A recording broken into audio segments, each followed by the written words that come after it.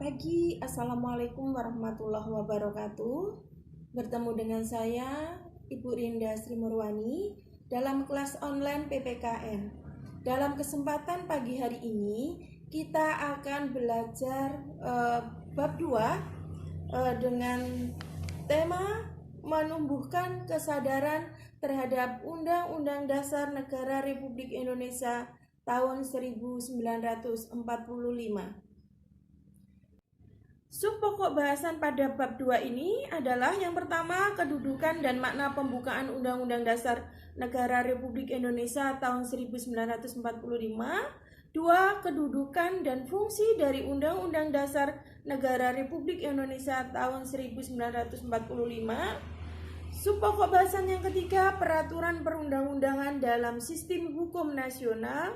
Dan yang keempat, melaksanakan dan mempertahankan Undang-Undang Dasar Negara Republik Indonesia tahun 1945. Tujuan kita belajar, setelah mempelajari materi ini, kalian diharapkan mampu untuk memahami kedudukan dan fungsi dari Undang-Undang Dasar Negara Republik Indonesia tahun 1945 dan memiliki keterampilan menyajikan hasil kajian dari isi pembukaan Undang-Undang Dasar pembukaan Undang-Undang Dasar Negara Republik Indonesia tahun 1945. Subpokok bahasan yang kita bahas pagi ini adalah kedudukan dan makna pembukaan Undang-Undang Dasar Negara Republik Indonesia tahun 1945. Yang pertama adalah kita bahas kedudukan pembukaan Undang-Undang Dasar Negara Republik Indonesia tahun 1945. Hukum dasar suatu negara itu dibedakan atas hukum dasar yang tertulis dan hukum dasar yang tidak tertulis. Konstitusi adalah undang-undang dasar atau hukum dasar yang tertulis yang dijadikan sebagai hukum dasar dalam penyelenggaraan suatu negara. Yang kedua adalah konvensi adalah hukum dasar yang tidak tertulis, namun tetap dilaksanakan dalam praktek ketatanegaraan. Contohnya adalah pidato Presiden setiap tanggal 16 Agustus, sehari sebelum peringatan kemerdekaan negara kita. Pembukaan memiliki hubungan yang erat dengan proklamasi kemerdekaan. Pembukaan juga memuat kaidah-kaidah yang fundamental bagi penyelenggaraan negara. Pembukaan merupakan bagian yang tidak dapat dipisahkan dari Undang-Undang Dasar Negara Republik Indonesia tahun 1945.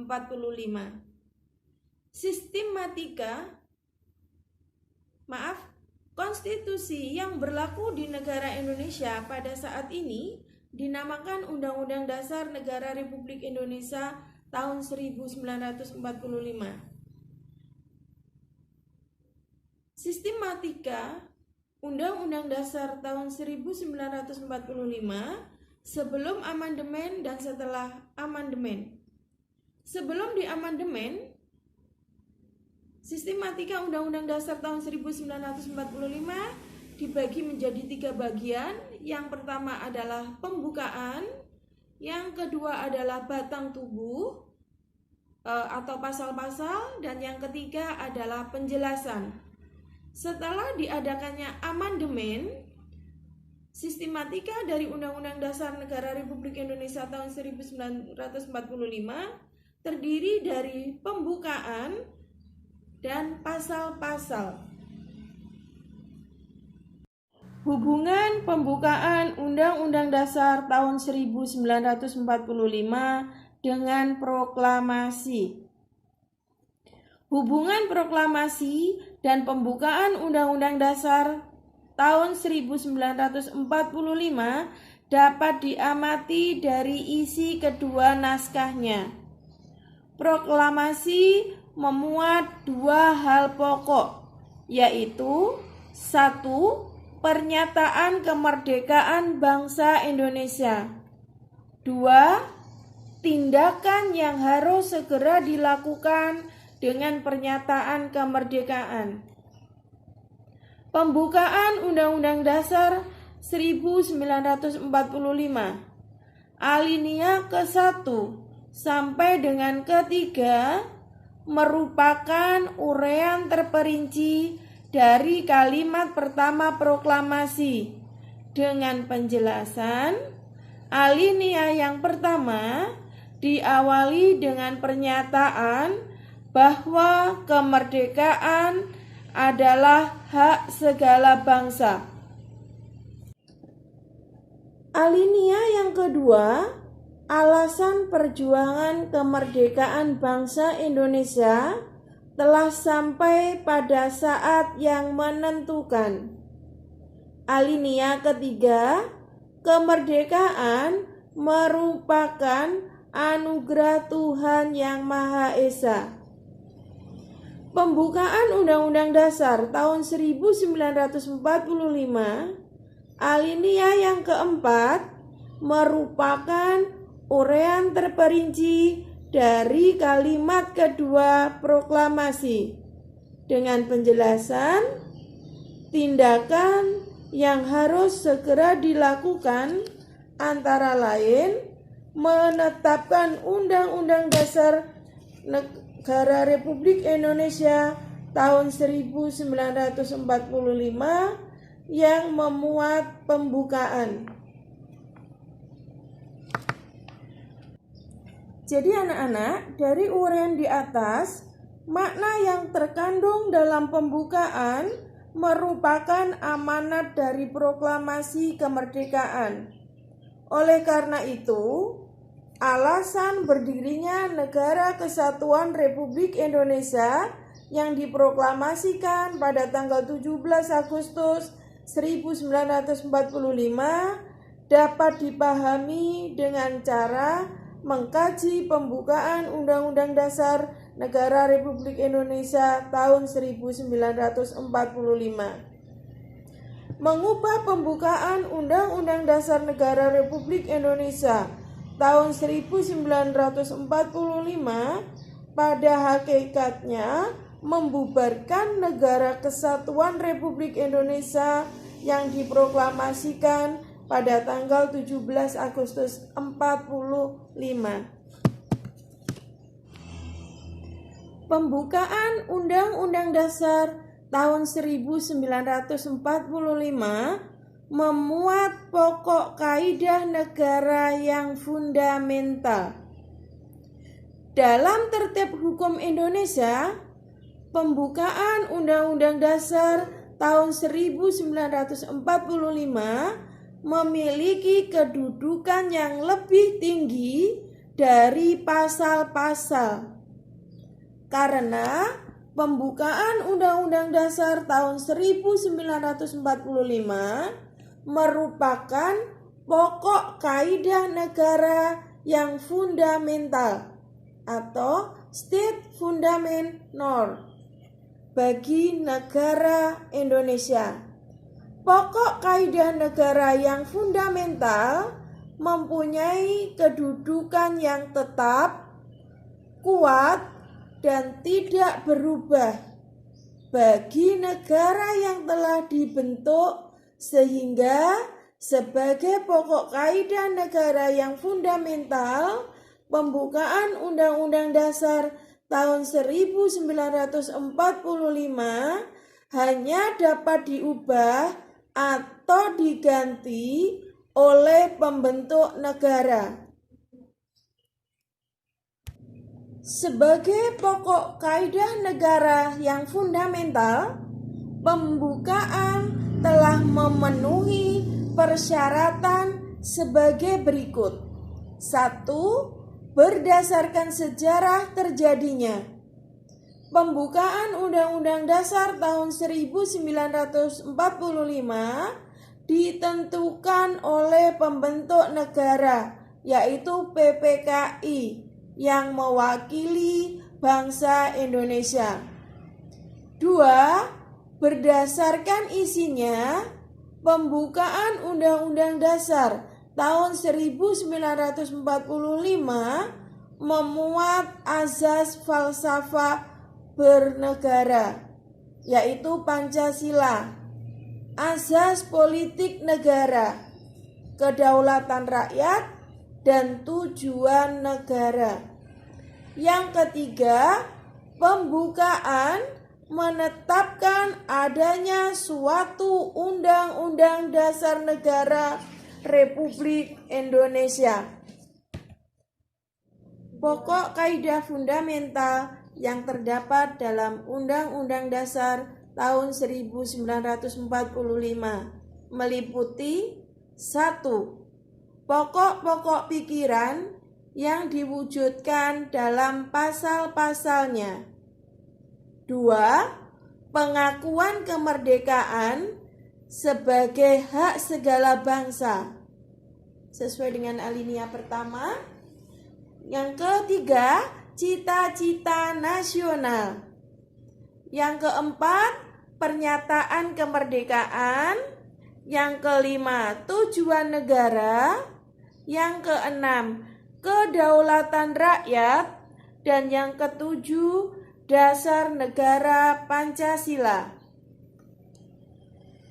Nilai-nilai yang terkandung dalam pembukaan Undang-Undang Dasar tahun 1945. Undang-Undang Dasar tahun 1945 disusun dalam masa revolusi. Tetapi nilai-nilai yang terkandung di dalamnya adalah nilai-nilai yang bersifat universal dan lestari. Universal mengandung arti bahwa pembukaan Undang-Undang Dasar tahun 1945 memiliki nilai-nilai yang dijunjung tinggi oleh bangsa-bangsa yang beradab di dunia dan menjunjung hak asasi manusia. Lestari mengandung arti mampu menampung dinamika masyarakat dan akan tetap menjadi landasan perjuangan bangsa. Makna alinea pembukaan Undang-Undang Dasar Negara Republik Indonesia tahun 1945. Makna alinea pertama. 1. Dalil objektif, yaitu bahwa penjajahan di atas dunia harus dihapuskan karena tidak sesuai dengan pri kemanusiaan dan pri keadilan. 2. Dalil subjektif, yaitu aspirasi bangsa Indonesia untuk melepaskan diri dari penjajahan.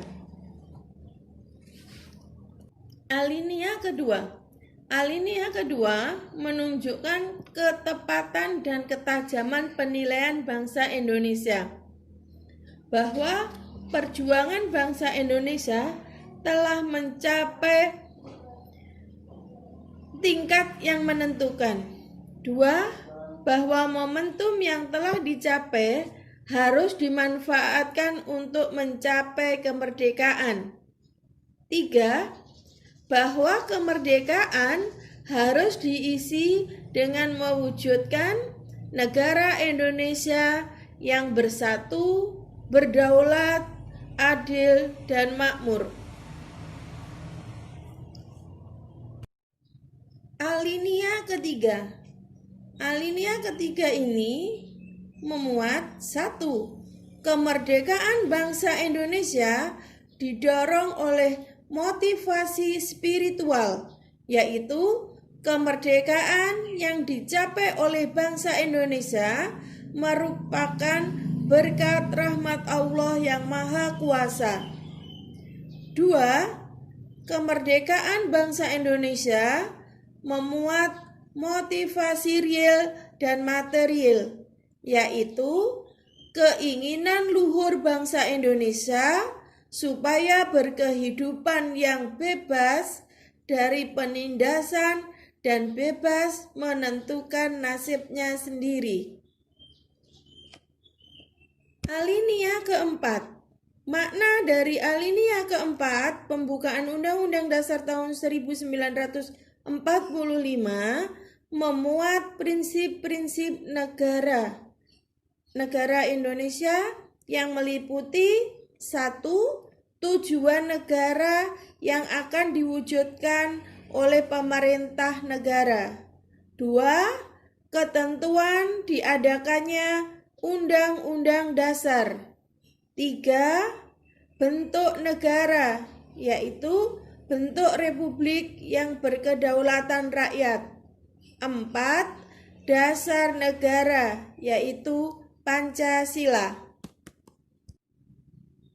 Nah, anak-anakku sekalian, demikian pembahasan kita dalam pertemuan kali ini. Kita lanjutkan materinya pada pertemuan berikutnya. Selamat pagi. Assalamualaikum warahmatullahi wabarakatuh. Tugas kali ini anak-anak, Ibu minta Anda untuk membaca lagi materi yang ada di buku agar lebih jelas lagi. Yang kedua, tugas Anda adalah buatlah 5 soal ditambah dengan jawaban dari materi yang sudah Anda pahami. Terima kasih.